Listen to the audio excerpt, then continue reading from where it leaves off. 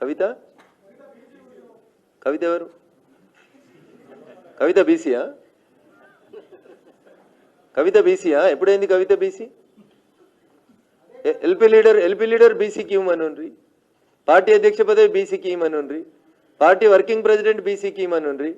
10 ఏళ్ళు మా నాయన ముఖ్యమంత్రి ఉన్నప్పుడు 50% బీసీలకు మంత్రి పదవి ఇవ్వలేదు, తప్పైందని చెంపలేసుకోమనుండ్రి.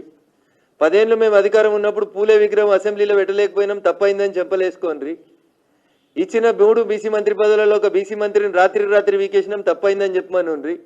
చేసిన తప్పులన్నింటికి గన్ పార్క్ నుంచి అసెంబ్లీ దాకా పోయి ఏ అమరవీరుల స్తూపం నచ్చితే అమరవీరుల స్తూపం దగ్గర క్షమాపణ కోరుండ్రి.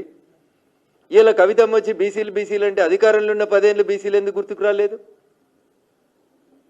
అవకాశం ఉన్న ప్రతి సందర్భంలో బీసీలని మీరు డౌన్ఫాల్ చేసి ఎల్పీ లీడర్ ఇయ్యరు, పార్టీ ప్రెసిడెంట్ ఇయ్యరు, వర్కింగ్ ప్రెసిడెంట్ ఇయ్యరు. ఏమిచ్చిరన్న వాళ్ళు? అధికారం అనుభవించే ప్రతిసారి మీరు అనుభవిస్తారు. అధికారం పోయిన తర్వాత బీసీ ఉద్యమాలంటే ఎట్లా ఎవరు నమ్ముతారు? అందుకని దయచేసి స్వామి వివేకానంద చెప్పినట్టు బోధించే కంటే ముందు ఆచరిస్తే మంచిదని మా చెల్లెకి నా సూచన.